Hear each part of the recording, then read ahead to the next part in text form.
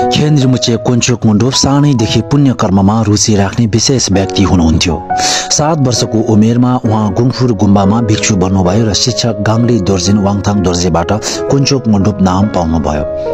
ज्येष्ठ भिक्षु सोनाम फुन्चोकको मार्गदर्शनमा 21 वर्षसम्म शिक्षा र धार्मिक अभ्यास गर्नुभयो, साथै गुम्बाको अनुशासनकर्ताको भूमिका पनि निर्वाह गर्नुभयो।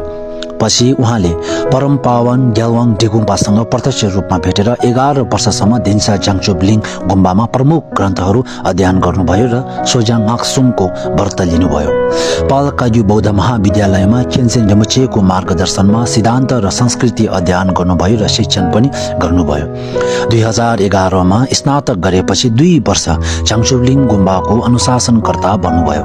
विभिन्न गुरुहरूबाट उपदेश र शक्तिपात प्राप्त गर्नुभयो। 2014 देखि उहाँले काग्यू पूर्वजहरूको जीवनी, कालचक्र र मिलारेपाको शिक्षाहरू अध्ययन गर्नुभयो।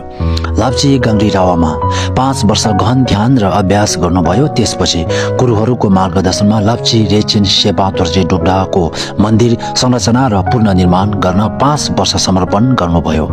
उहाँको योगदानको कदर गर्दै क्याब्गुन हिसिन नर्बुले लाप्ची ध्यान केन्द्रको उद्घाटन गर्नुभयो। अन्ततः 37औं वंश अधिकारी क्याब्गुन हिसिन नर्बु र लाप्ची दोर्जिन टुवाङले उहाँलाई लाप्ची दोर्जिनको 45औं सिंहासनधारी नियुक्त गर्नुभयो, जुन उहाँको समर्पण र शिक्षणको सम्मान हो।